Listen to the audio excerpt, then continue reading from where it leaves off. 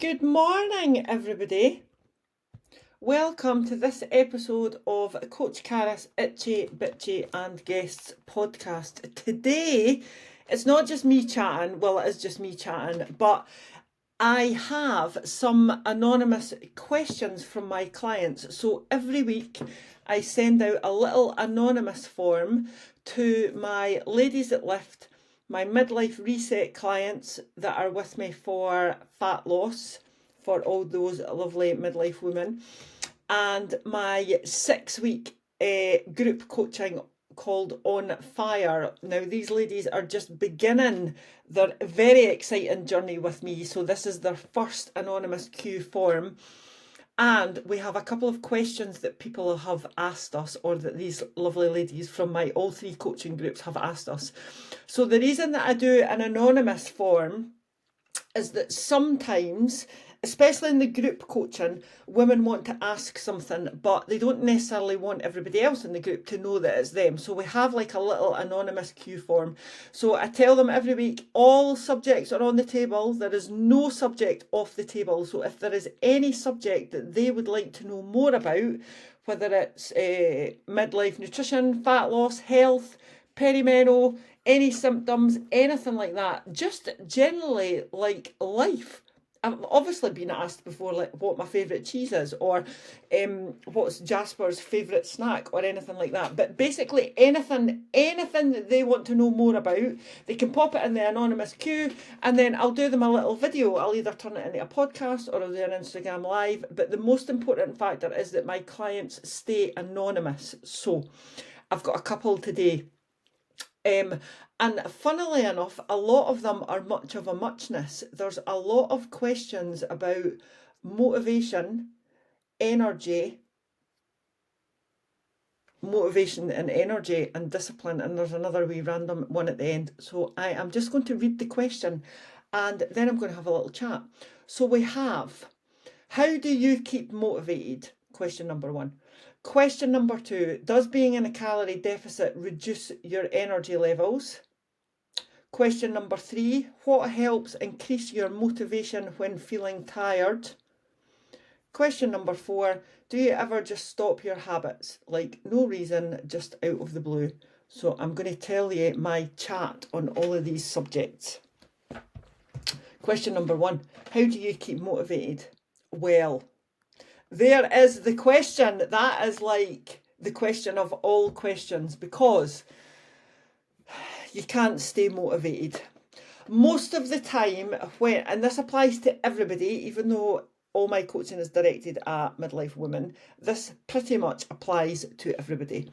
So, motivation is fickle. She is a very fickle person to be in bed with, shall we say.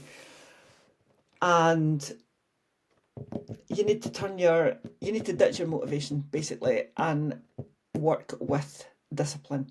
So the problem with motivation is that it requires brain power. It requires us to think about it.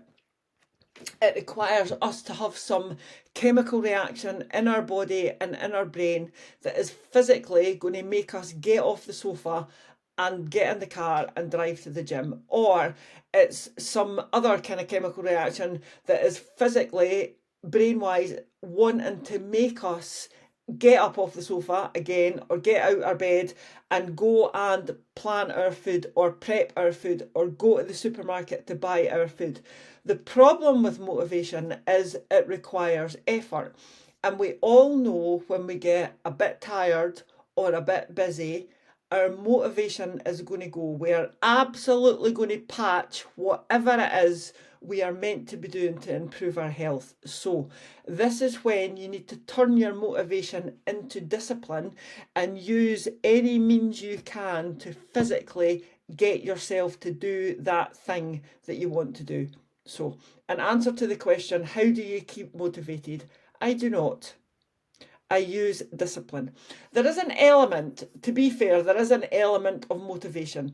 If you follow me on the socials, if you listen to my podcast, you will know that a year and a half ago, I signed up with a coach and I lost 26 pounds of body fat because I was scurred, being a bit chubby, a bit out of breath, I didn't particularly like the way that I looked. So I was very motivated to do that at the very start, because when you start something, you go all guns blazing, you understand that it's going to be difficult, you give yourself a certain time scale, and you just generally think to yourself, and you know that the product that you're going to get at the end is worth the effort. So you're thinking long-term gain. We're not thinking quick fixes. But at some point, and for me as well, across that, I'm saying year and a half, it was actually April to July, so 15 months. Across those 15 months, there was times when I absolutely could not be arsed. There was times when I drank beer, there was times when I went out, there was times when I sat on the sofa and instead of having one Freddo for my supper, I had three. But the fact that you've got discipline in and you know that you will get straight back to it the day after is what keeps you going.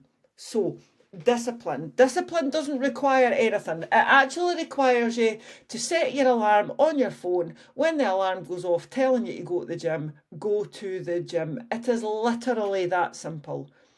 It's not easy, but the process is simple. So I do not stay motivated all the time. I am motivated a lot of the time, but I never used to be. And it comes with practice, patience, fucking it up quite a lot, and just remembering what the outcome is that you want. I wanted muscly shoulders. I wanted muscly arms.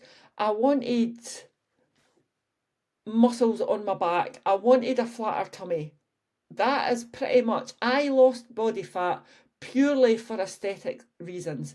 Now, in the world of CrossFit, the training that I do, that is not. It's not something that you hear a lot of. And myself included, I absolutely promote being strong over losing body fat. However, I was getting stronger and stronger and stronger, and I wanted to change the way I looked. I wanted to be able to stand in front of the mirror with no clothes on and actually appreciate what I see. I wanted to be able to whip all my clothes off in the house and genuinely not give a fuck. I have achieved all of that.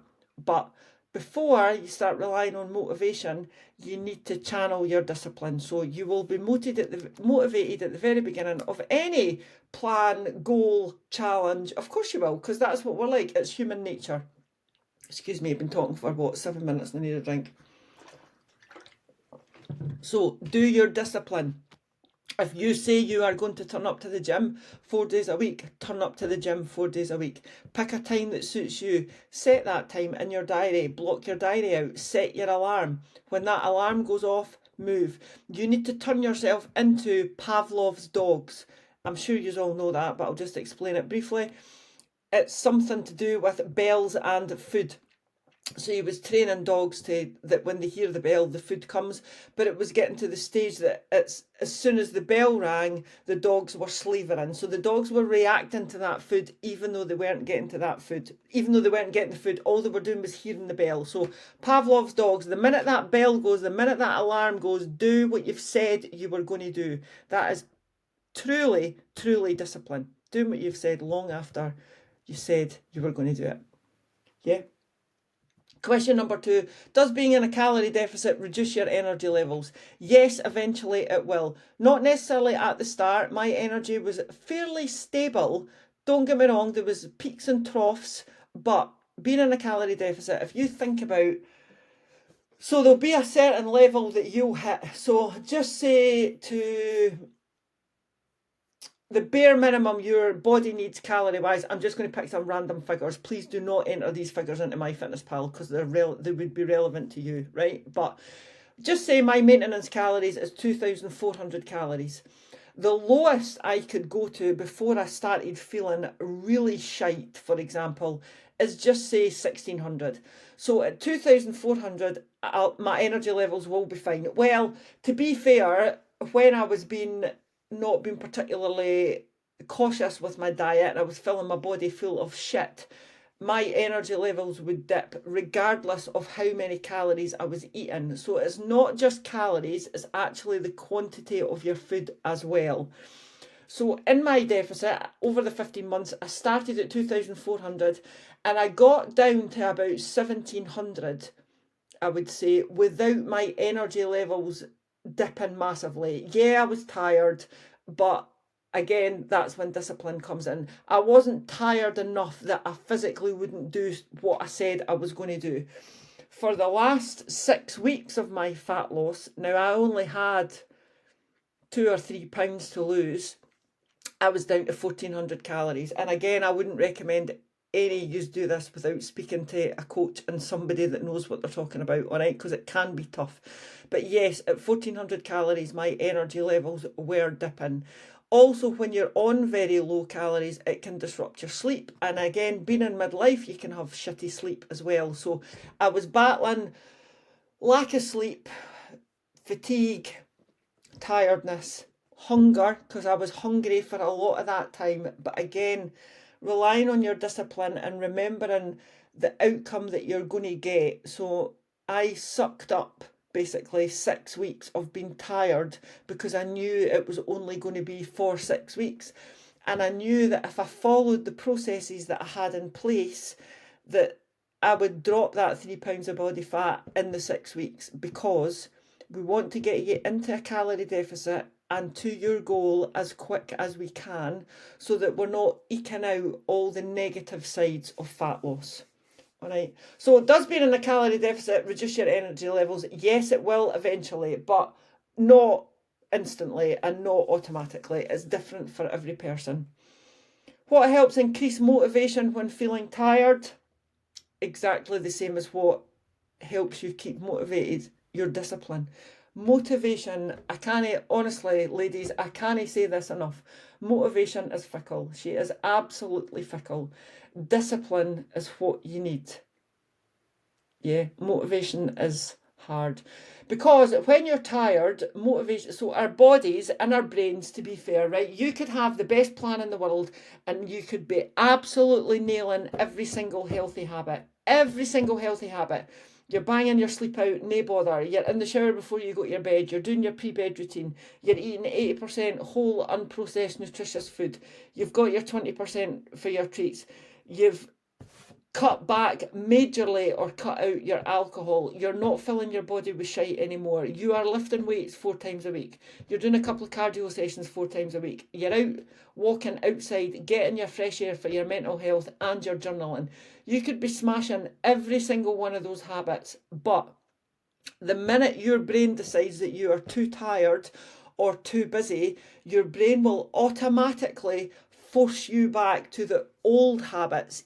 Now, even though you're all educated women and you're bloody clever enough to know that if you get off your arse and go out for a walk, you will feel better than sitting on the sofa, but when you are tired or stressed or in a major calorie deficit and have no energy, your brain will absolutely fight you and keep you sitting on that sofa.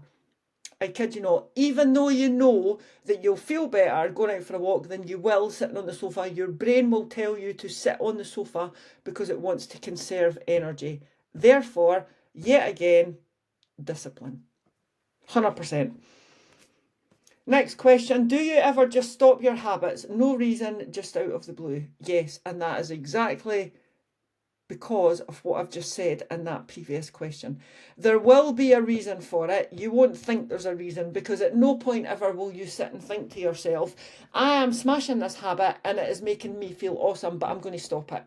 You'll never think that. That's just ridiculous. But your brain and your subconscious will work in a way that it will make you, for the reasons that I've already mentioned, you're tired, you're fatigued, you're knackered, you're busy, you're stressed, you're battling all the midlife symptoms that we've got to battle, your brain will tell you that the best thing to do is just to not do that anymore, because it requires energy and it requires motivation and it requires discipline. And why would your brain want to do that? Remember, your brain is a lazy ass bitch, when it could just keep you sitting on the sofa, scrolling Instagram, under your wee blanket, in your pyjamas, with a glass of wine. Yeah, you need to be careful with motivation, ladies. You need to not rely on motivation. And that is today's chat.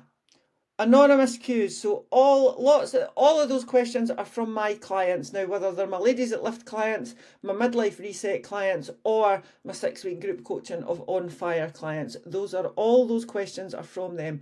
And you'll see that there's a common theme, and I hope you understand that common theme is that most of us have the same issues. Most of us have the same battles.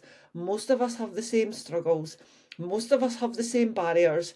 And most of us have the same dramas. It's just that sometimes you think that you are failing and you don't speak about it. So you don't understand that everybody else is feeling the same way. We all struggle with motivation.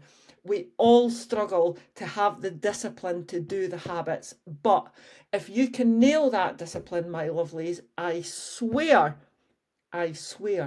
you will feel fucking awesome. Bye bye.